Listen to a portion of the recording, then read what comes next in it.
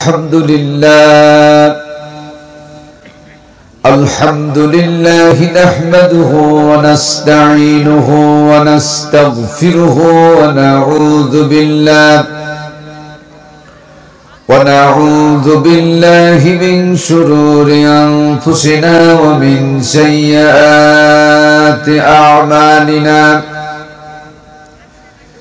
من يهد الله فلا مضل له ومن يضلله فلا هادي له.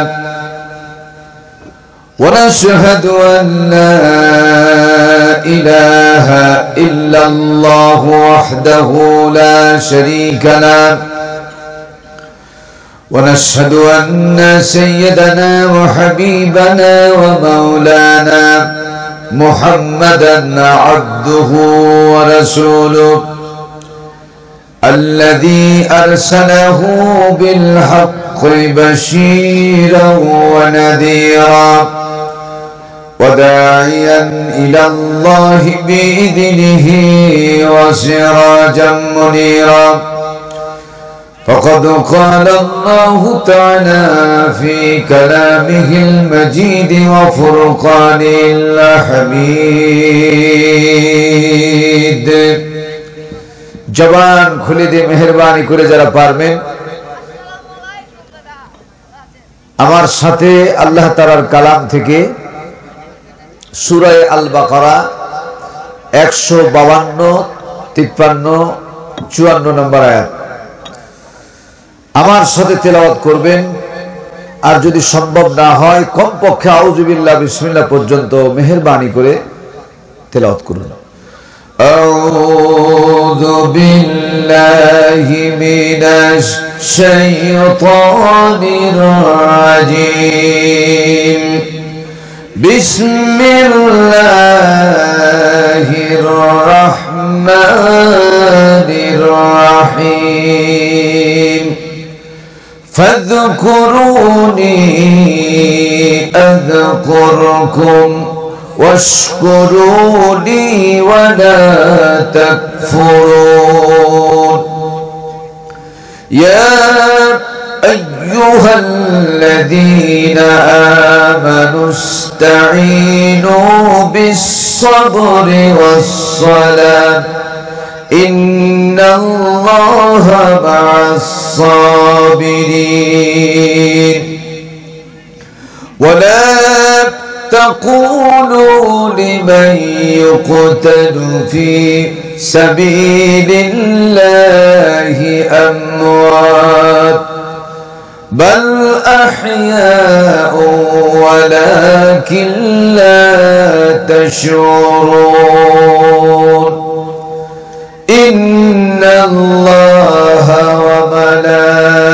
وملائكته يصلون على النبي يا أيها الذين آمنوا صلوا عليه وسلموا تسليما.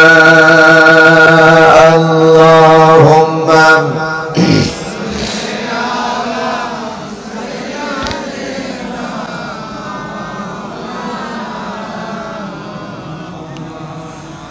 وعلى آل سيدنا مولانا محمد. প্রাণ খুলে মহব্বতে জোরে সোরে সবাই পড়ুন আল্লাহুম্মা سيدنا مولانا محمد وعلى آل سيدنا مولانا محمد. दिन की सूरत दुबरहिया है हम लोगों की सामने रोज महशर क्या जुब है रोज महशर क्या जुब है मुस्तफा की सामने। अल्लाहुम्मा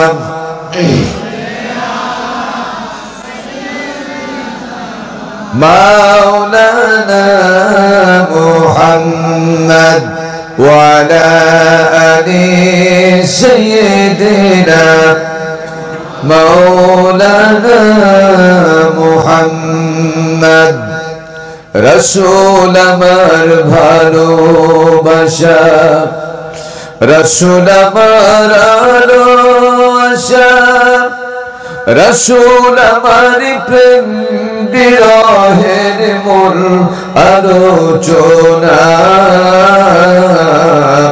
রাসূল আমার কাজে কর্মের অনুপ্রেরণা। পারবো না ইনশাআল্লাহ, চেষ্টা করি। রাসূল আমার ভালোবাসা রাসূল আমার আশা রাসূল আমার প্রেম বিরহের মূল আলোচনা রাসূল আমার কাজে কর্মের অনুপ্রেরণা। আল্লাহুম্মা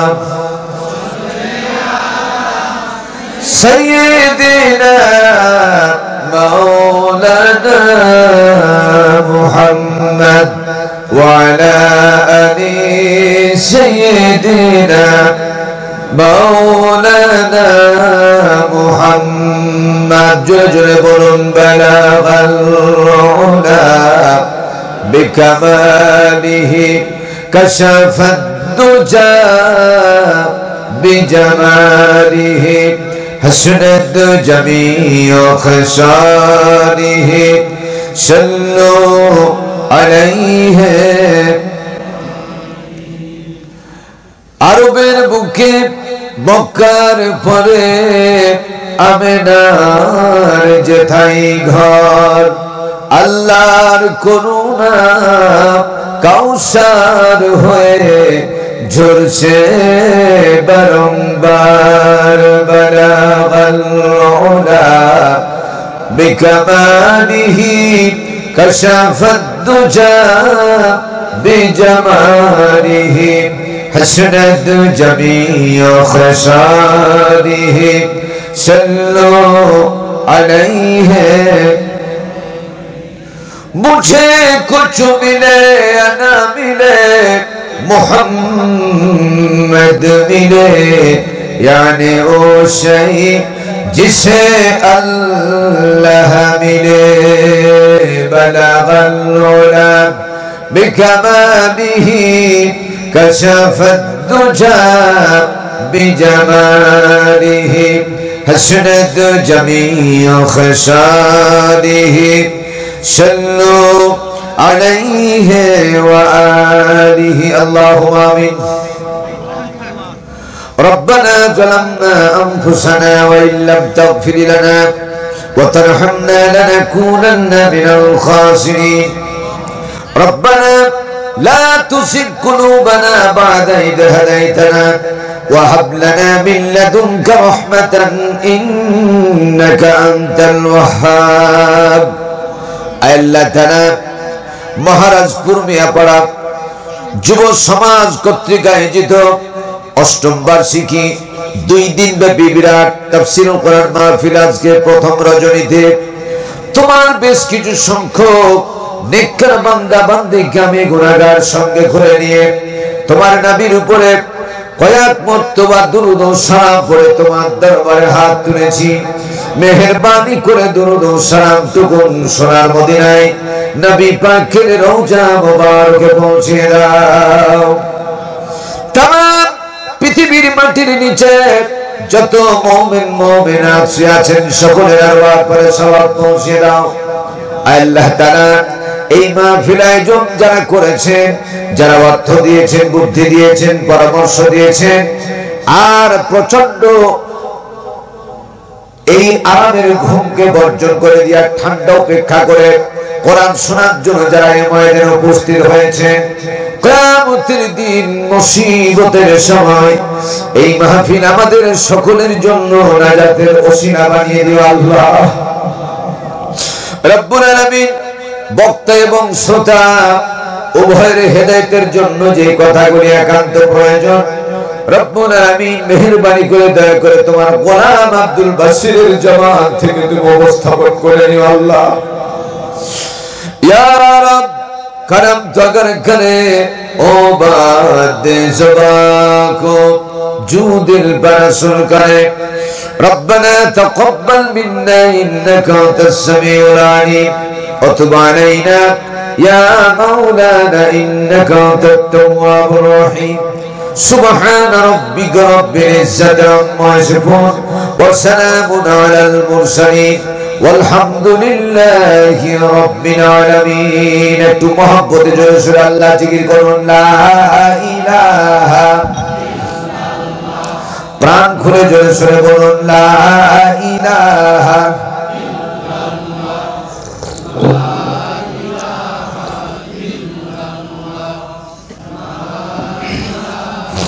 ইল্লাল্লাহ হায়াতের মালিক জয় আল্লাহ জোরে হায়াতের মালিক জয় আল্লাহ বলুন মরণের মালিক সে আল্লাহ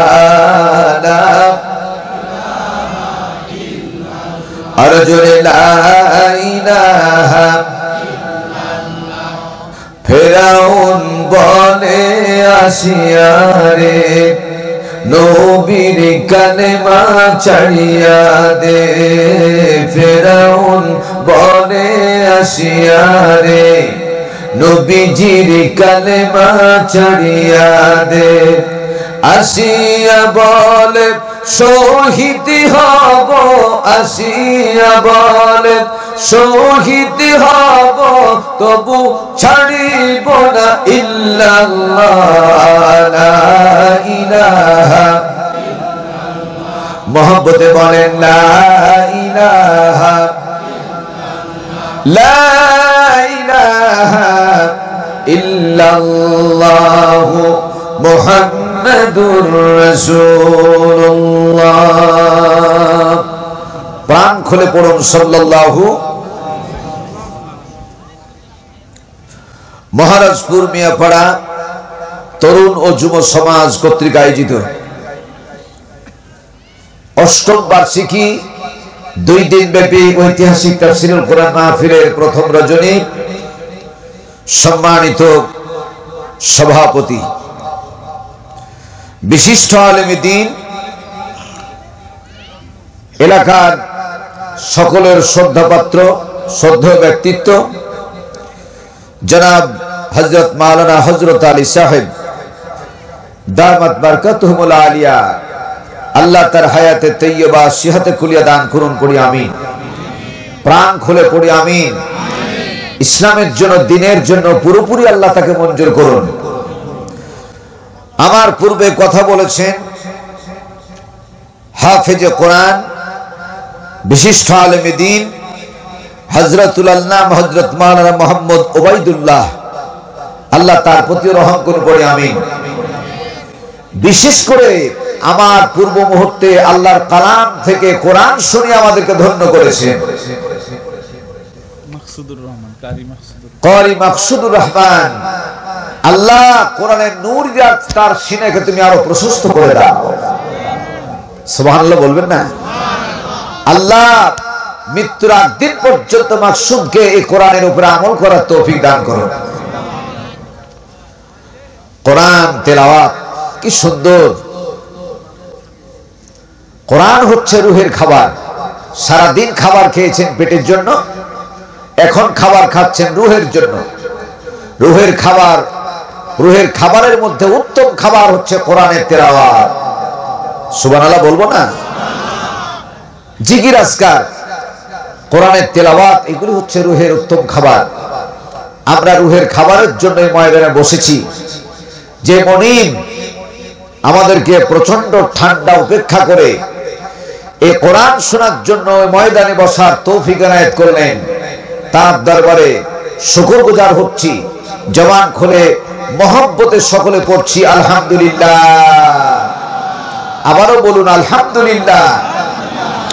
লাখো কোটি দুরূদ ও সালাম বর্ষিত হোক সৈয়দুল মুরসালিন সৈয়দুল কাওনাইন মদিনার মরুদুলাল, যার নেতৃত্বে আল্লাহ তাআলা ইসলামকে গোটা পৃথিবীব্যাপী প্রতিষ্ঠিত করেছেন, যার সুপারিশ ছাড়া কেউ জান্নাতে যেতে পারবে না, যিনি সর্বপ্রথম জান্নাতের দরজার কড়া নড়াবেন, জান্নাতের দরজা আল্লাহ যাকে খোলার জন্য সুযোগ করে দিবেন, তিনি হচ্ছেন মুহাম্মদুর রাসূলুল্লাহ সাল্লাল্লাহু আলাইহি ওয়াসাল্লাম। জোরে বলি সাল্লাল্লাহু আলাইহি ওয়াসাল্লাম। সেই নবীর প্রতি অসংখ্য দুরূদ ও সালাম বর্ষিত হোক করি আবারো সাল্লাল্লাহু আলাইহি ওয়াসাল্লাম। আজকে মুনিম ইসলামিক টিভি গোটা বিশ্বব্যাপী ইসলামের আলোচনাগুলোকে ছড়িয়ে দিচ্ছে। আল্লাহ তাআলা মুনিম ইসলামিক টিভিকে মঞ্জুর করুন করে আমিন।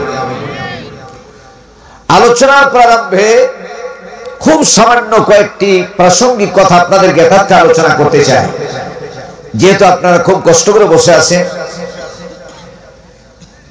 যে ইবাদতে কষ্ট বেশি, আল্লাহ রাসূল বলছেন সে ইবাদতের সওয়াবও বেশি। 5 ওয়াক্ত নামাজের ভিতরে আল্লাহ রাসূল বলেছেন 2 ওয়াক্ত নামাজের সওয়াব বেশি। একটা হচ্ছে সালাতুল ইশা, এক নাম্বার কি আমরা কি বলবো না, সালাতুল ইশা, ইশা নামাজ। 2 নাম্বার হচ্ছে সালাতুল ফজর। এই 2 ওয়াক্তের সওয়াব বেশি, এটা আল্লাহ রাসূল বলেছেন। কে বলেছেন? আল্লাহ রাসূলের জবান দিয়ে কখনো কি মিথ্যে কথা বের হয়? রাসূল যেহেতু বলেছেন সবচেয়ে বেশি সওয়াব 2 ওয়াক্ত নামাজে, এটা 100% সত্য, ঠিক কিনা? আপনারা মিলিয়ে দেখবেন, যে কোনো কারণে সালাতুল ইশা অর্থাৎ ইশা নামাজটা যদি আপনার জামাত ছুটে যায়, দেখবেন রাত্রি যত গভীর হবে ইশা নামাজটা তত আপনার জন্য ভারী হয়ে যায়, ঠিক কিনা? না, আপনারা ঠিক মতো কথা বলছেন না। সবাই যে ঠিক বলছেন না এটাও ঠিক, এটাও ঠিক কথা, কারণ সবাই নামাজ পড়লে তো বুঝতেন, নামাজ না পড়লে ভারী হালকা আপনি বুঝবেন কেমনে, ঠিক না? এটাই ঠিক, কারণ যারা প্রকৃত নামাজি তারা এই সম্পর্কে হালকা ভারী সম্পর্কে বুঝবেন। তা আপনি বুঝুন আর না বুঝুন, যিনি আমাদের সৃষ্টি করেছেন তিনি কালামে পাকে ঘোষণা করছেন, ওয়া ইন্নাহা লাকাবীরাতুন ইল্লা আলাল খাশিঈন। আল্লাহু আকবার। আরো জোরে বলেন আল্লাহু আকবার। বলবেন কেন? গত বছরের আগের বছর সম্ভবত নাকি সভাপতি সাহেব, গত বছরের আগের বছর মাহফিল করছিলাম এখানে। আচ্ছা, সেই সময় একটা বিষয় আপনাদের বলেছিলাম যে বান্দা যখন আল্লাহর কোরআন শুনে চিৎকার করে আল্লাহু আকবার বলে, কি বলে? আল্লাহু আকবার। আল্লাহু আকবার মানে কি? আল্লাহ মহান, আল্লাহ বড়, ঠিক কিনা? আল্লাহ মহান, আল্লাহ বড়। তখন আল্লাহ তাআলা বান্দার প্রতি খুশি হয়ে যান। সুবহানাল্লাহ। শুধু খুশি হন না, ফাকরাউ মা তায়াসসারা মিনাল কুরআন। বান্দার সামনে আল্লাহর কালাম থেকে যখন তেলাওয়াত হয়, যে কোনো জায়গা থেকে বান্দা যখন তেলাওয়াত শুনে আর সঙ্গে সঙ্গে আল্লাহু আকবার ঘোষণা করে দেয়, যেই মুহূর্তে কোরআন শুনে আল্লাহু আকবার ঘোষণা করলো, ওই মুহূর্ত থেকে বিগত জীবনে গোটা পৃথিবীতে যত মহাসমুদ্র আছে আর মহাসমুদ্রে যতগুলি পানি আছে, এই পানি পরিমাণ যদি আপনার আমলনামায় সগীরা গুনাহ থাকে, আল্লাহর কোরআন শোনার পরে পরে আল্লাহু আকবার বলার সাথে সাথে দরিয়ার পানি পরিমাণ সগীরা গুনাহ মাফ হয়ে যায়। আমি কি বুঝাতে পেরেছি? এজন্য আজকের জন্য শুধু না, যতদিন বাঁচবেন কোরআন তেলাওয়াত শুনে কি বলবেন? আল্লাহু আকবার। যদি আপনারা আজকে কারি সাহেবের তেলাওয়াত বুঝতেন, তাহলে স্থির থাকতে পারতেন না, পাগল হয়ে যেতেন। এত সুমধুর তেলাওয়াত, প্রাণ ভরে গেছে আমার, আলহামদুলিল্লাহ। তাহলে যখনই তেলাওয়াত শুনবেন তো কি বলবেন? আমি বলছিলাম আল্লাহ তাআলা বললেন ওয়া ইন্নাহা লাকাবীরাতুন ইল্লা আলাল খাশিঈন। নিশ্চয় নামাজ একটা ভারী কাজ, নামাজ একটা ভারী কাজ। আল্লাহ বলছে নামাজ একটা ভারী কাজ, কিন্তু যারা মুত্তাকি, যারা পরেজগার, যারা দিনদার, যারা ঈমানদার, ক্ষুধা লাগলে খাবার পরে যেমন প্রশান্তি পায়, তৃষ্ণার্ত হলে পানি পান করার পরে যেমন মজা লাগে, সারাদিন রোজা রেখেছেন, ইফতারি করবেন শরবত দিয়া যেমন মজা লাগে। কিছু সংখ্যক নামাজি, প্রকৃত নামাজি আছে, যখন মুয়াজ্জিন আজান শুরু করে দিল, হাইয়া আলাস সালাহ,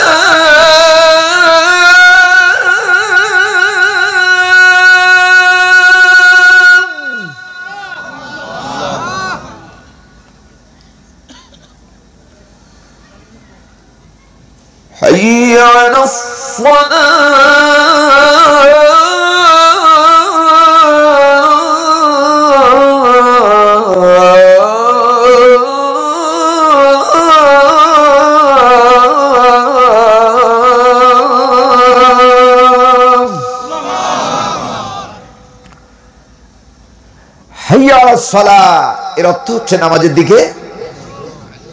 এটা কার হুকুম? নামাজের দিকে এসো। অনেক কপাল পোড়া মাঝে মধ্যে হাসি তামাশা করে বলে নামাজ পড়ে কে বড় লোক হয়েছে, বলেন এরকম মানুষ আছে না ভাই? নামাজ পড়ি আর না পড়ি তোমার চাইতে ঈমান আমার অনেক পাকা, এরকম ননসেন্স লোক আছে না? আমি মাঝে মধ্যে মিশালটা দিয়ে থাকি, আমরা তো আমের গাছ চিনি, যারা কথা বলেন না আমের গাছ জীবনও দেখেন নাই। আমের গাছে আম থাকলে না বলা যাবে আম পাকা, আধা পাকা, ডাক্কর, কাঁচা, কিন্তু আমি নাই, লিচুই নাই, ফল ধরে নাই, তাহলে কাঁচা, পাকা, আধা পাকা এটা বলার কোনো যুক্তি ঠিক কিনা? আল্লাহ রাসূল বলছে লা ঈমানান, ওই ব্যক্তির কাছে কোনো ঈমান থাকতে পারে না, লিমান লা সালাতা, যার নামাজ নাই তার কোনো ঈমান নাই, যার নামাজ নাই তার কোনো লা দীনা লিমান লা সালাতা, ওই ব্যক্তির কাছে কোনো দিন থাকতে পারে না, লিমান লা সালাতা, যার নামাজ নাই তার কাছে কোনো দিন নাই। বাইনাল আবদ ওয়া বাইনাল কুফরি তারকুস সালাহ, আল্লাহর বান্দা আর কাফেরের মধ্যে যেটা পার্থক্য করে দেয় তার নাম হলো নামাজ। তার নাম কি? জোরে বলবেন না, তার নাম কি? এজন্য প্রায় মাহফিলে আমি বলে থাকি, আল্লাহ রাসূল যেই মুহূর্তে তিনি দুনিয়া থেকে বিদায় নিচ্ছেন, পুরো ঘটনা বলা আমার উদ্দেশ্য নয়, যখন তিনি দুনিয়া থেকে বিদায় নিচ্ছেন কয়েকটা মিনিটের ভিতরে তার জান কবজ হয়ে যাবে, ওই মুহূর্তে তিনি স্ত্রীর কথা বললেন না, কলিজার টুকরা হাসান হোসেনের কথা বললেন না, কলিজার টুকরা মা ফাতেমার কথা বললেন না, সাহাবীদের কথা বললেন না, নবীজি জগতের দুনিয়া শেষ কথাটা বলেছেন, ওয়া মা মালাকাত আইমানুকুম, নামাজ, নামাজ আমার উম্মতেরা, নামাজ ভুলে যায় না। কি ভুলে যায় না? কথা বলেন না, কি ভুলে যায় না? নামাজ ভুলে যায় না। ও যুবকেরা, যারা তাফসীর মাহফিল করেছো, যারা শুনতে এসেছো, জেনে রাখো 70 বছর বয়সের ব্যক্তিরা, যাদের বয়স 70 বছর হয়ে গেছে, এইরকম ব্যক্তিরা 70 বছর ইবাদত করলে যে সওয়াব হবে, 20 থেকে 40 বছর পর্যন্ত যুবকেরা 1 ঘন্টা ইবাদত করলে 70 বছরের সওয়াব আল্লাহ আমলনামায় দিয়ে দিবে। আর একটু জোরে বলবো না সুবহানাল্লাহ? তুমি বসো, আমি চাইলে দিবা না, নষ্ট হবে। এই জন্য যুবকদের ইবাদত আল্লাহর কাছে সবচেয়ে প্রিয়, ঠিক না বেটি?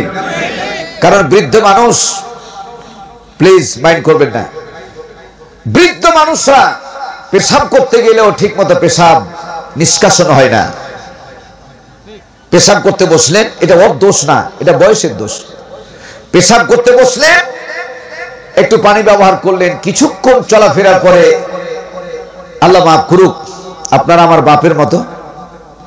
অসম্মানের জন্য বলি না, মাসলার জন্য বলি যে আপনি নিষ্কাশন করতে পারলেন না, আপনি যখন রুকুতে গেলেন আপনি বুঝতে পারবেন যে আমার পেশাবের রাস্তা দিয়ে এক ফোঁটা পেশাব পড়ে গেল, কাপড় ভিজলো, মসজিদও পড়ে গেল, আপনি সর্বনাশ করে ফেললেন মসজিদটা, নিজের ইবাদতও শেষ হয়ে গেল। কিন্তু যুবক বয়সে এর উপরই কোনো সংশয় থাকে না, এই ভয় থাকে না, ঠিক না? ঠিক। এই জন্য আল্লাহ রাসূল যুবকদের ব্যাপারে বলেছেন, ও যুবকেরা জেনে রাখো, মুচকি হাসছেন। আর এরকম মাজমাতে তিনি বলতেছেন, কোন কালো মানুষ আর কোন বৃদ্ধ মানুষ জান্নাত পাবে না। রাসূল বলছেন। ওই ময়দানে ছিলেন হযরত বেলাল রাদিয়াল্লাহু তাআলা আনহু, হাবশী বেলাল, কাকের চাইতে কালো। হযরত বেলাল তখন চিৎকার করে কান্না শুরু করলেন। রাসূল বলছেন যে কালো মানুষ জান্নাত যাবে না। রাসূলের জবান দিয়ে কখনো মিথ্যে কথা বের হয় না। রাসূল বলছেন জান্নাত যাবে না, তাহলে তো আমার বাঁচার উপায় নাই। আল্লাহ নবী বললেন, কাঁদিও না বৃদ্ধ মানুষ, তোমরা কাঁদিও না। জান্নাতে যতগুলো নিয়ামত আছে সমস্ত নিয়ামত খাবারের জন্য আল্লাহ তাআলা বৃদ্ধ মানুষকে বৃদ্ধ রাখবেন না, বৃদ্ধ মানুষকে আল্লাহ তাআলা যুবক বানায়া দিবেন, যাতে প্রাণ ভরে খেতে পারে। কারণ যারা জান্নাতি তাদের সকালের খাবার হচ্ছে 10,000 প্লেট নাস্তা। কয় হাজার? কথা বলে 10,000 প্লেট নাস্তা খাবে সকালে, আর দুপুরে খাবে 60,000 প্লেট খাবার। শুধু খাবারই খাবে না, যে থালাটা দেওয়া হবে থালাটা সহ খাবে। এমন মেডিসিন, এমন জিনিস দিয়ে থালা তৈরি করা হবে, খানাও খাবে থালাটাও খেয়ে ফেলবে। সুবহানাল্লাহ বলবেন না? জান্নাতি খাবার, এই নিয়ামত আল্লাহ তুমি আমাদেরকে খাবার তৌফিক দিও। আল্লাহ তুমি জাহান্নাম থেকে আমাদেরকে ক্ষমা দিও। সম্মানিত ভাইরা, এই জন্য আবার বলছি, নামাজের গুরুত্ব সম্পর্কে আল্লাহর নবী হযরত আম্মা আয়েশা সিদ্দিকা রাদিয়াল্লাহু তাআলা আনহাকে ইশারা করলেন। এখন কোন সময় আল্লাহ নবীর শরীরের ভিতরে এত জ্বর বেশি, কখনো হুঁশ কখনো বেহুশ হয়ে যান। আম্মা আয়েশা বললেন, ইয়া রাসূলুল্লাহ, এখন জোহরের নামাজ রক্ত হয়ে গেছে। আল্লাহর নবী দাঁড়াতে পারে না, বসতে পারে না, উঠতে পারেন না। শুয়ে থেকে থেকে আম্মা আয়েশাকে ইশারা করলেন, আয়েশা একটু পর্দাটা উন্মুক্ত করে দাও, সরায়া দাও, আর মসজিদে নববীর দৃশ্যটা কি আমার কানে কানে বলো। আল্লাহর নবী শুয়ে আছেন, আম্মা আয়েশা সিদ্দিকা রাদিয়াল্লাহু তাআলা আনহা এরকম করে পর্দাখানা সরালেন। যে দৃশ্য দেখলেন ওই দৃশ্যটা আল্লাহ নবীর কানে কানে বললেন, ইয়া রাসূলুল্লাহ, ইয়া হাবিবাল্লাহ, আপনার অপেক্ষা করতে করতে সাহাবীরা কাঁদতে কাঁদতে হয়রান হয়ে গেছে, কাঁদতে কাঁদতে পাগলের বেশ হয়ে গেছে। আর আমার বাবার ইমামতিতে জোহরের নামাজ শুরু করে দিয়েছেন। নবীজি তৎক্ষণাৎ সইতে পারলেন না। নবীজি বললেন, আয়েশা, যে কোনো মূল্যে আমাকে একটু দেখার সুযোগ করে দাও। আমার হাফসাকে ডাকো, ফাতেমাকে ডাকো, যে কোনো মূল্যে একটু দৃশ্যটা আমারে দেখাও। আম্মা আয়েশা সিদ্দিকা রাদিয়াল্লাহু তাআলা আনহার নেতৃত্বে যখন আল্লাহ রাসূলকে মসজিদে নববীর দৃশ্যটা দেখানোর জন্য বলা হলো, অনেক ঘটনা আছে ভিতরে, গত বছর আমি বলেছিলাম, আমি পুনরাবৃত্তি করতে চাই না। আল্লাহ নবী দেখতে পেলেন জামাত চলতেছে। রাসূল চিৎকার করে বললেন, ও আয়েশা, এই যে জামাতটা চলতেছে, নামাজ চলতেছে, এই মসজিদের নামাজের জামাত দেখে আমার বহুদিনের ইতিহাস মনে পড়ে গেল, বহুদিন আগের ঘটনা মনে পড়ে গেল। আয়েশা, এই যে তোমার বাবার ইমামতিতে নামাজ চলতেছে, এই হলো সেই নামাজ যেই নামাজকে কেন্দ্র করে উহুদের ময়দানে আমার দন্দন শহীদ হয়েছিল। এই সেই নামাজ যেই নামাজের কারণে, দাওয়াতের কারণে তাইফের ময়দানে আমাকে রক্ত দিতে হয়েছিল।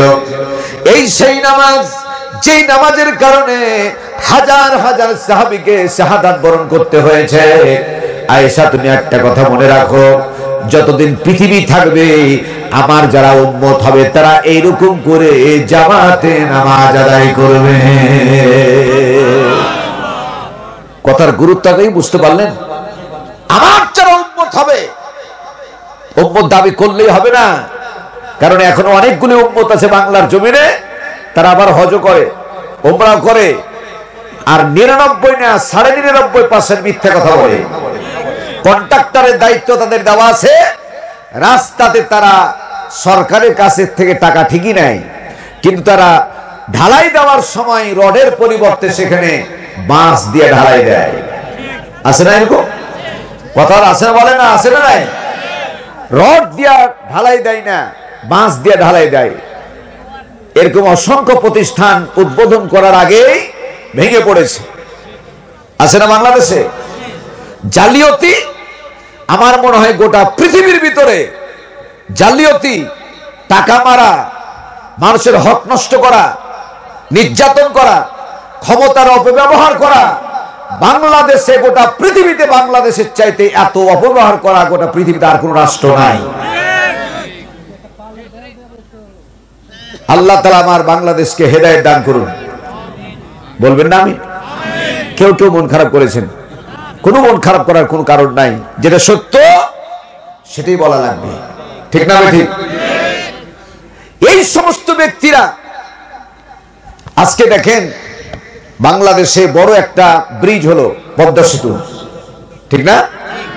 আলহামদুলিল্লাহ, এটা বাংলাদেশ সম্পদ। বাংলাদেশে বড় বড় নেতা না, মাঝারি নেতাও না, পাতি নেতা যেগুলো, বুঝেন তো? পাতি নেতা যেগুলোকে সমাজে পাতি শিয়াল বলে, খেত শিয়াল বলে, এই পাতি বতক বলে, রাজহাঁস আছে আলাদা। এই পাতি নেতা যা আছে, একটা জেলার পাতি নেতার সমস্ত টাকাগুলি বাড়িতে চাউলের ভিতরে যত টাকা আছে, ড্রামে টাকা আছে, ফ্রিজে টাকা আছে, রাখতে না পেরে আবার তারা মাঝে মধ্যে নদীতেও ফেলে দেয়, ঠিক কিনা? আমি কি মিথ্যা বলছি? টাকাগুলোকে কেটে কেটে খুশি করে বস্তাতে ভরে বগুড়ার নদীতে করে ফেলে দেয়।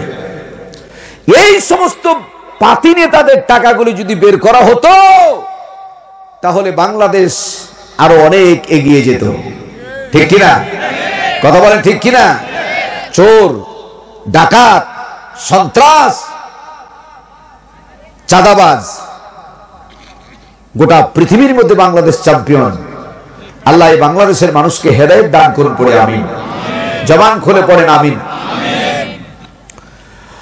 আমি আবার বলতেছিলাম, আবার সেখানে যাই, আল্লাহর নবী এই নামাজের গুরুত্ব দিলেন, আর সর্বশেষ কথা বললেন সালাত সালাত ওয়া মা মালাকাত আইমানুকুম, নামাজ নামাজ, আমার উম্মতেরা নামাজ ভুলে যায় না। কি ভুলে যায় না? কি ভুলে যায় না? ভাইরা, আজকে এই মুহূর্ত থেকে আমরা কি আল্লাহর কাছে ওয়াদা করতে পারি যে আর নামাজ ছাড়বো না? পারি কিনা? কথা বলেন, পারি কিনা? হাতটা একটু আল্লাহকে দেখান তো, সবাই সবাই দেখান, সবাই মা বোনেরা শাহাদত আঙ্গুল আল্লাহকে দেখান, বলেন ইয়া আল্লাহ, এই কোরআনের ময়দান থেকে তোমার নামের শপথ করছি, অঙ্গীকার করছি, হায়াতি জিন্দেগিতে শরীয়তের ওজর ছাড়া ফরজ নামাজ, ফরজ রোজা ছেড়ে দেব না। সবাই বলেন, ছেড়ে দেব না। আয় আল্লাহ, আখিরি মোনাজাত না হওয়া পর্যন্ত এই ময়দান ছেড়ে যাব না, এই ময়দান ছেড়ে যাব না। আয় আল্লাহ, আমাদের এই ওয়াদা মৃত্যু পর্যন্ত পালনের তৌফিক দাও, আমিন ইয়া রাব্বাল আলামিন। আল্লাহ আমাদের কবুল করুন, বলেন আমিন। এই যে হাত উঠে দেখালেন, দেখেছেন কে? দেখেছেন কে? ওয়াদা করলেন কার সাথে? আল্লাহ রাব্বুল আলামিন। কোন বান্দা নিজের ভুল বুঝতে পেরে ক্ষমা প্রার্থনার জন্য যদি সামনের দিকে একটা ধাপ আগায় আসে, আল্লাহ রাব্বুল আলামিন ওই বান্দাকে ক্ষমা করার জন্য 2 ধাপ আগায় যায়। কোন বান্দা, কোন বান্দি ভুল বুঝতে পেরে যদি আল্লাহর ক্ষমা করার জন্য যদি হাঁটতে হাঁটতে আসে, ক্ষমা চাইতে আসে, আল্লাহ রাব্বুল আলামিন বলছেন আমি খুশি হয়ে ওই বান্দা বান্দিকে ক্ষমা করার জন্য হাঁটতে হাঁটতে না দৌড়ায়া যায়। আল্লাহর সামনে হাঁটা এবং দৌড়া কোনো প্রয়োজন নাই, এটা গুরুত্ব বুঝিয়েছে। বান্দা যদি ক্ষমা চায়, ওই বান্দাকে আমি সবচেয়ে বেশি ভালোবাসি। সুবহানাল্লাহ বলবেন না? অতএব ভাইরা আমার, আজকে যারা ওয়াদা করলেন, মা বোন যারা ওয়াদা করেছেন, আপনাদেরকে আমি দেখি নাই, কিন্তু দেখেছেন কে? কোন বেপর্দা নারী যদি আজকে ওয়াদা করেন আর বেপর্দা থাকবো না, আর কোন জেনাকারী ব্যক্তি যদি আজকে নিয়ত করে নেন আর জেনা করব না, কোন সুদখোর যদি আজকে থেকে নিয়ত করে নেন আর সুদ খাবো না। সুদ খাওয়া লোক কি আছে এলাকায়? এটাও আছে।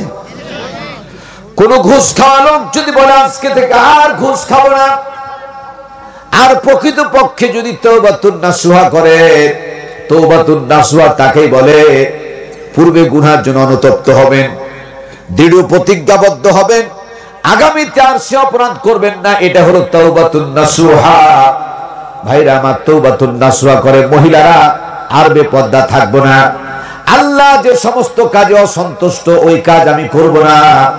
তার কারণ যতগুলি কারণে আল্লাহ সন্তুষ্ট হয় নারীদের প্রতি, তার মধ্যে উল্লেখযোগ্য স্বামীকে কষ্ট দিলে আল্লাহ সন্তুষ্ট হয়। কথা বলেন ঠিক কিনা? আস্তে কিনা জোরে বলেন ঠিক কিনা? স্বামীকে কেউ কষ্ট দিবেন না। পক্ষান্তরে কোন স্বামী স্ত্রীকে কষ্ট দিবেন নাকি? তো এই লাস্টের নাটা যে একটু আস্তে করলেন, আপনাদেরকে কষ্ট দিবেন এটা ঠিক আছে, আর আপনারা কষ্ট দিবেন হালকা একটু বুঝা দিয়েছে, মতলব খুব ভালো না। কখনো স্ত্রীদেরকে নির্যাতন করা যাবে না, অত্যাচার করা যাবে না। অন্যায় ভাবে কোন স্ত্রীকে যদি আপনি অপমান করেন, নির্যাতন করেন, ব্রেন টর্চার করেন, তাহলে আল্লাহর নবী বলেছেন ওই পুরুষের, ওই স্বামীর কোন ইবাদত আল্লাহর আরশে আজিমে পৌঁছবে না, কবুল হবে না। নাউজুবিল্লাহ বলেন, জোরে বলেন নাউজুবিল্লাহ। পক্ষান্তরে কোন স্ত্রী যদি কোন স্বামীর গলা থেকে উঁচু করে গলা দিয়া খেখড়ায় কথা বলে, ধমক দেয়া কথা বলে, চোখ রাঙায়া কথা বলে, কোন স্ত্রী আছে না নাই? এখন বাংলাদেশের বেশিরভাগ স্ত্রীরা স্বামীর উপরে ক্ষমতা খাটায়, ঠিক কিনা? চিৎকার মেরে বলেন ঠিক কিনা? শুধু তাই না, আল্লাহ মাফ করুক, এই এলাকায় হয়তো নাই, আমাদের চাঁপাইনবাবগঞ্জ, আমার জন্মভূমি বাঙ্গাবাড়ি, আলীনগর বাঙ্গাবাড়ির কথা বলছি, যতগুলি সংসার ভেঙেছে 99% সংসার ভেঙেছে ওই স্ত্রীটার মা এবং তার বড় বোনের কারণে। খারাপ বুদ্ধি ছাড়া ম্যাক্সিমাম তারা ভালো বুদ্ধি দেয় না। কথা বলেন ঠিক কিনা? আর জোরে বলেন ঠিক কিনা? পৃথিবীর সব যুবকেই সব সন্তানের মা বাপের খেদমত করতে চায়, সেবা করতে চায়, কিন্তু দেখবেন প্র্যাকটিক্যালি দেখবেন, একটু মিলায় দেখবেন, আপনি রাজশাহীতে বাড়ি নিয়ে আছেন, বাসা ভাড়া করে নিয়ে আছেন, বাপ এত কষ্ট করে আপনি লালন পালন করলো, কিন্তু অত্যন্ত দুঃখজনক হলো সত্য, ছোটকালে আপনি ভাত খেতেন না, ছোট্টকালে আপনি খানা খেতেন না, যার কারণে আড়ালে আড়ালে মা আল্লাহর কাছে কাঁদতো আর দোয়া করতো, আল্লাহ আমার সন্তান যেন প্রাণ ভরে খাবার খায়। ছোটকালে আপনি খানা খেতেন না, এই জন্য আপনার মা কাঁদতেন। এখন আপনার মা খানা খেতে না পেয়ে কান্দে। এরকম আছে না নাই? মাকে ভাত দেন এরকম কুলাঙ্গার আছে না নাই? আমার ভাইরা, রাজশাহীতে আপনার বাড়ি ভাড়া নিয়ে আসেন, যে কোনো কারণে স্বামীর পক্ষের লোক যদি তার বাড়িতে যে কোনো কাজে গিয়া উঠে পড়েছেন, স্ত্রীর মেজাজ খারাপ, মাজাই ব্যথা, মাথা ব্যথা, মনে ব্যথা, অনেক যন্ত্রণা বেড়ে যায়, ভালো মন্দ খাবার করতে ম্যাক্সিমাম চাই না, কিন্তু তার নিজের পক্ষের লোক যখন আসে তখন সমস্ত ব্যায়াম ভালো হয়ে 5-7 রকম তরকারি দিয়ে রান্না করে খাবার খাওয়ায়। কথা বলেন ঠিক কিনা? আর একটু জোরে বলা লাগবে ঠিক কিনা? ওরে আমার কলিজার টুকরা বোনেরা, ওরে আমার মায়েরা, তোমরা মেয়েকে শিক্ষা দিবা, বিয়ের আগ পর্যন্ত তুমি তোমার বাবা মা তাদেরকে তুমি সম্মান করবা, আর বিয়ের পর থেকে শুরু করে সম্মান করবা না তাই না, কিন্তু বেশি সম্মান করবা তোমার স্বামীর পিতামাতাকে। ঠিক কিনা? তোমার স্বামীর পিতামাতা কষ্ট করে তোমার স্বামীকে মানুষ করেছে, মানুষ করার পরে ফল ভোগ করছো তুমি স্ত্রীটা। ঠিক কিনা? কথা কেন বলেন না ভাইরা আমার? তবে এখানে একটা উল্লেখযোগ্য ব্যাপার আছে, এই যে নির্যাতন এমনিতেই করে না, ভুল বুঝবেন না। নিশ্চয় আমি মনে করি এই ব্যাধি এলাকায় নাই। আমি ক্ষমা চাচ্ছি প্রথমেই ভাইরা আমার, কিছু সংখ্যক নারীরা নির্যাতন করে, তার কারণ উল্লেখযোগ্য কারণ হলো যে হোন্ডা খান দিয়ে চালায়, এই হোন্ডাটাও স্ত্রীর বাপের বাড়ি, যেই খাটে শয় এটাও স্ত্রীর বাপের বাড়ি, যে রান্না করে চুলাতে চুলাও রান্না হয় স্ত্রীর বাপের বাড়ি। এরকম আছে না নাই? যৌতুক ছাড়া বিয়ে করে না এরকম যুবক আছে না নাই? তাহলে যৌতুক নিয়ে যদি স্ত্রীকে নিয়ে খেখড় দাও, তোমাকে থাপ্পড় মারে না, এটা তো বড় তোমার নসিব। ঠিক না বেঠিক? আরো চিৎকার মেরে বলেন ঠিক কিনা?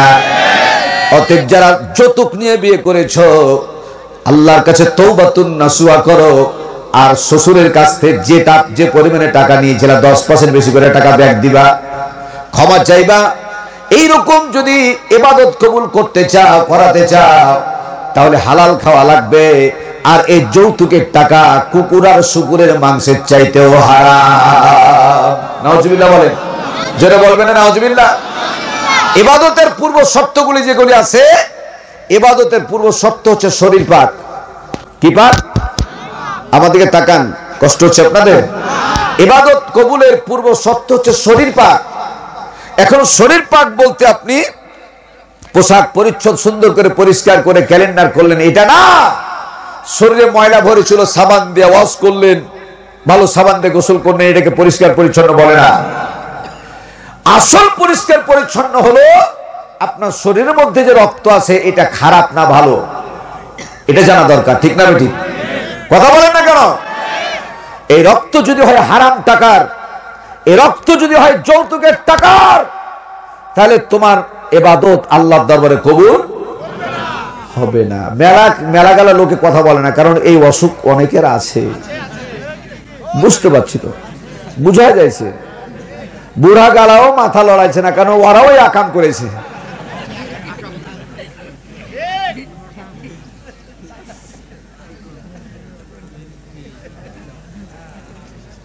সামান্য কিছুদিন পূর্বে,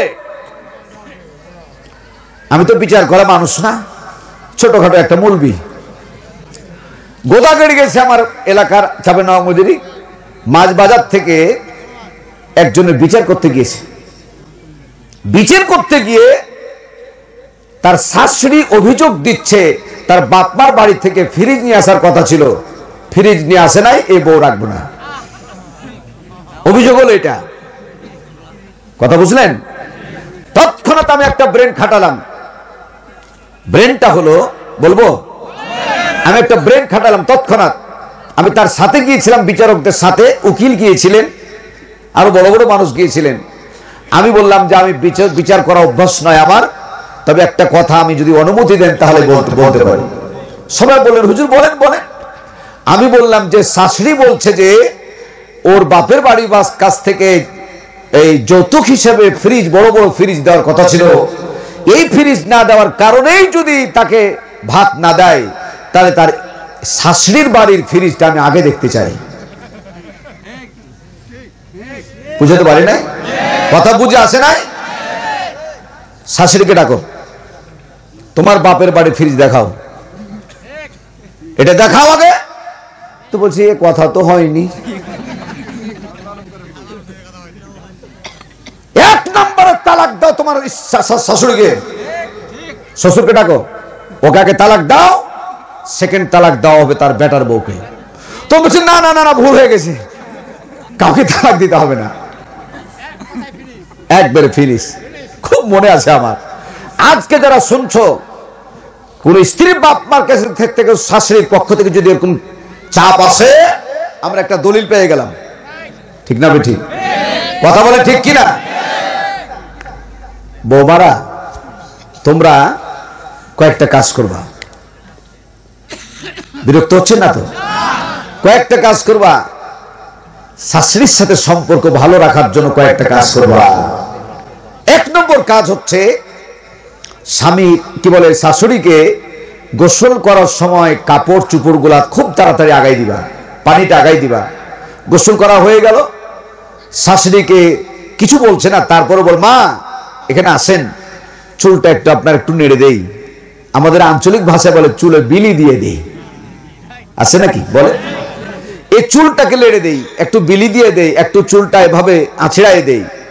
এইভাবে যখন চুলের সাথে আপনার সম্পর্ক হয়ে যাবে, চুল থাকে কোথায়? কথা বলেন না কেন?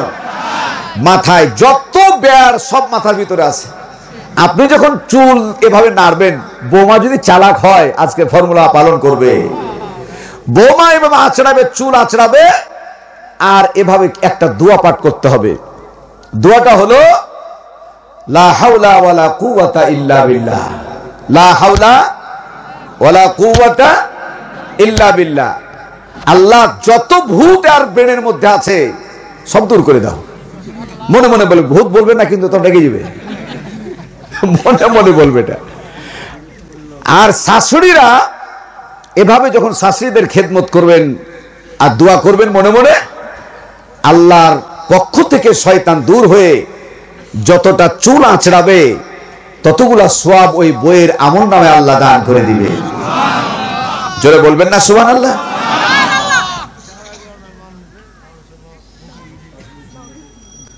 ভাইরা ও বইয়েরা, বৌমা যারা আছো তোমরা এই ট্রেনিং গুলা নিবা, এগুলো বেশি বেশি করে করবা। আম্মা আম্মা করে ডাকবা, বেশি বেশি আম্মা করবা। অনেক শাশুড়ি মা, আমি শুনেছি অনেক শাশুড়ি রাগ করে যে আমাকে মাই বলে না। আম্মা বলবা হি মা বলবা, যেটাই হোক একটু বেশি বেশি বলার চেষ্টা করবা, যেহেতু বেটাকে খুব কষ্ট করে লালন পালন করছে আর ওই ফল তুমি পেয়েছো। মা বাপ একটা আফসোস করতেই পারে, ঠিক না ঠিক? এই জন্য শাশুড়িকে কন্ট্রোল করার জন্য আল্লাহর কাছে সাহায্য চাইতে হবে আর শাশুড়ির সেবা করতে হবে, ঠিক না ঠিক? আল্লাহ তাআলা আমাদের এই এলাকার সমস্ত মায়েদেরকে শাশুড়ির সাথে বইয়ের ভালো সম্পর্ক আল্লাহ পয়দা করে দিন। বলে আমিন। জবান খুলে বলবেন না আমিন? আর কথা নয়, এবার আমরা পঠিত আয়াতের উপর তাফসীর করব ইনশাআল্লাহ। পড়ুন সবাই আমার সাথে। আউযু বিল্লাহি মিনাশ শাইতানির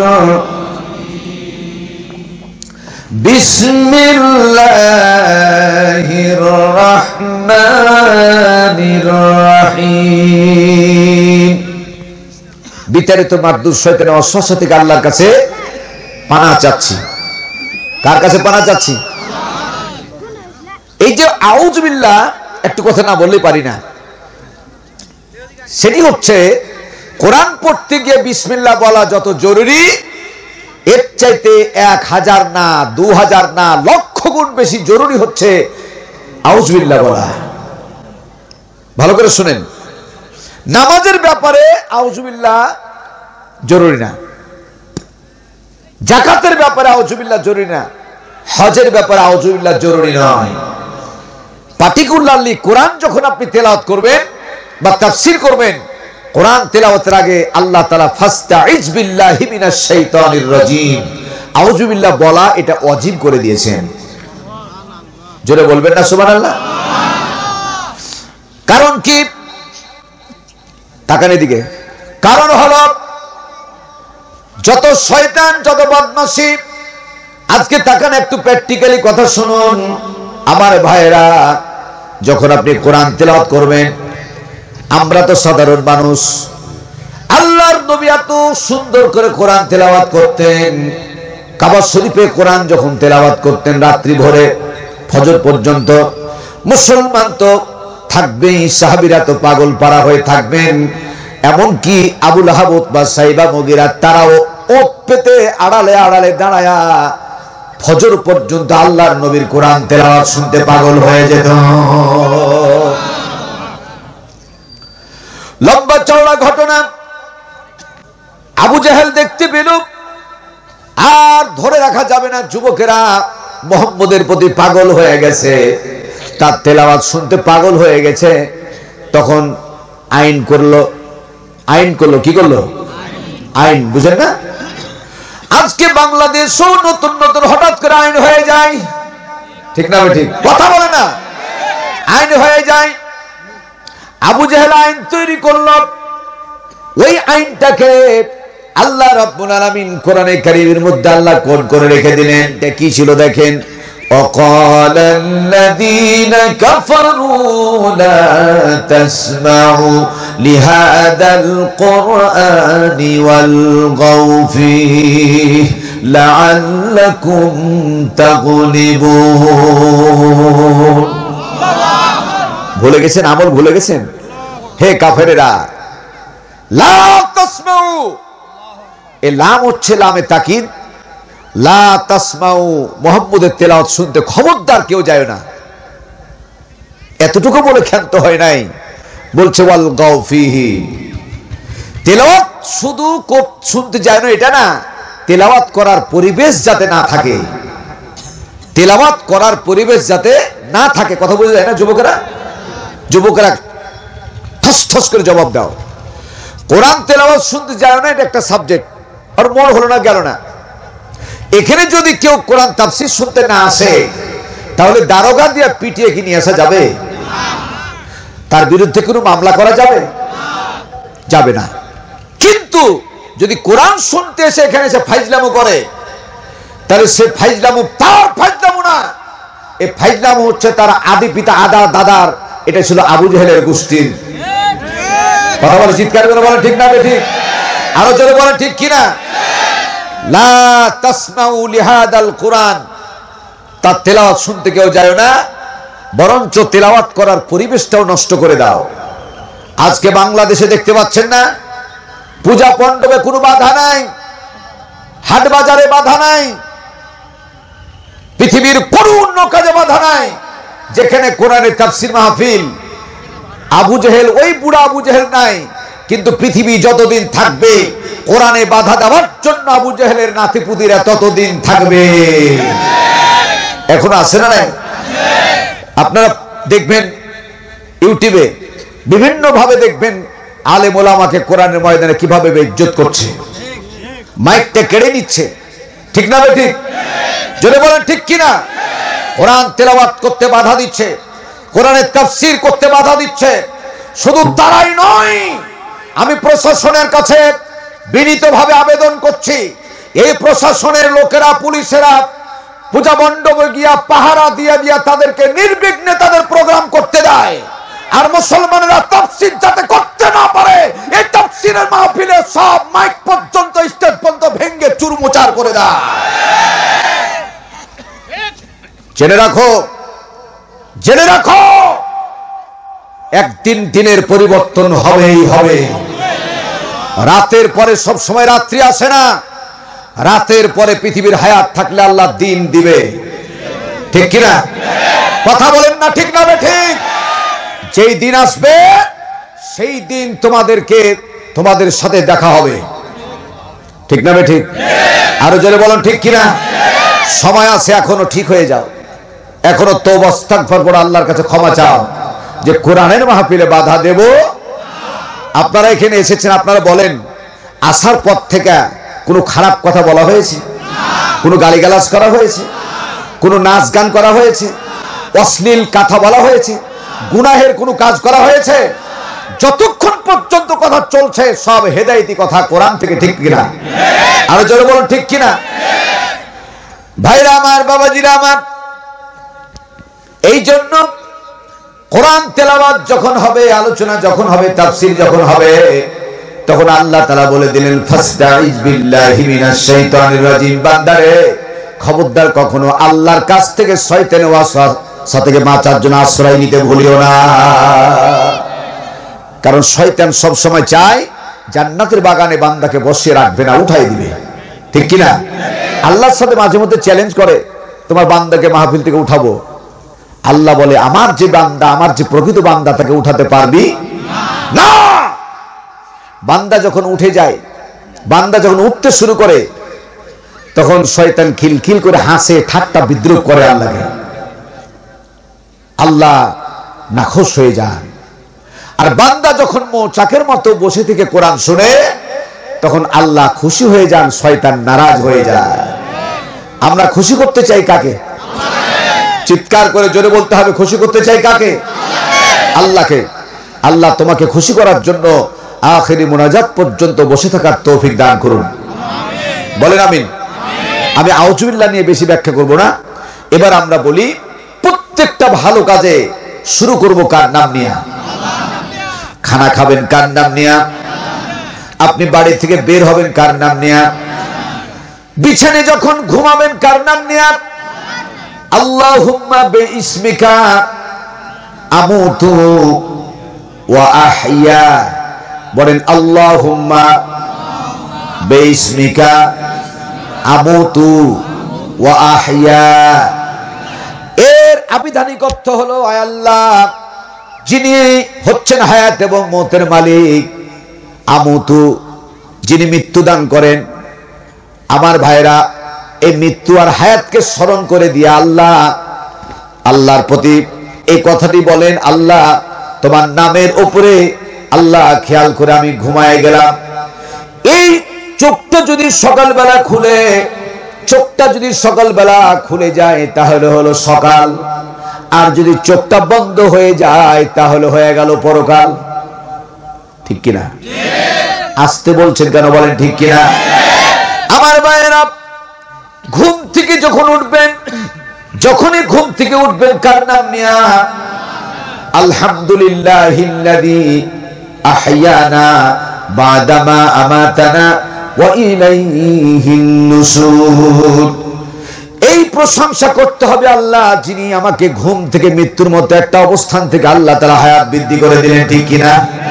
যদি পুরা দোয়া না পারেন, আল্লাহর নবী বলেছেন কমপক্ষে কোন বান্দা বান্দি ঘুম থেকে জাগার পরে যদি একটা শব্দ পড়ে আলহামদুলিল্লাহ, কি বলে? বলেন না কি বলে?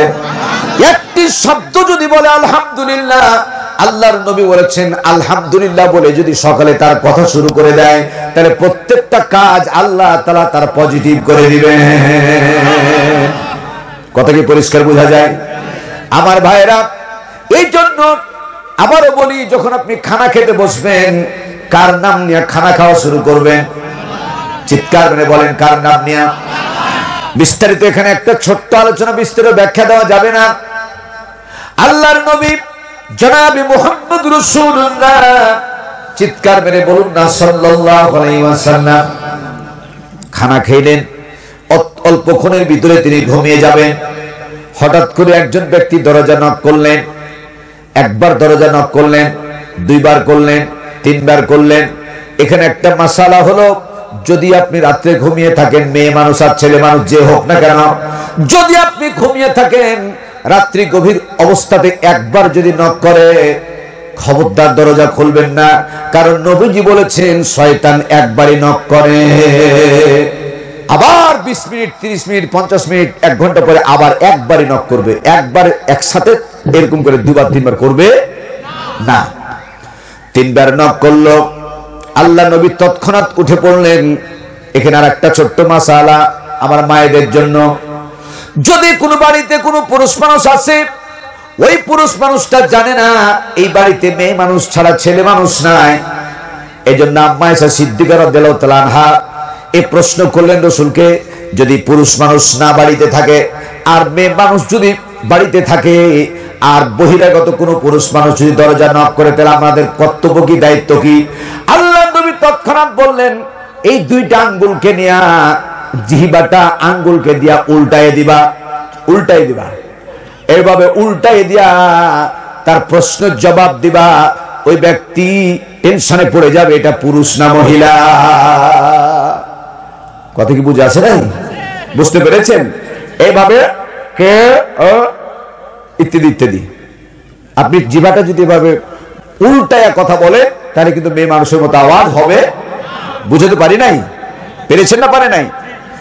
আপনারা এভাবে শিক্ষা দিবেন মা বোনরা যারা, কেউ যদি হঠাৎ করে এসে পড়ে তাহলে আপনারা এরকম করে ইশারা করবেন, তাহলে বুঝবে, সে ভয় পাবে।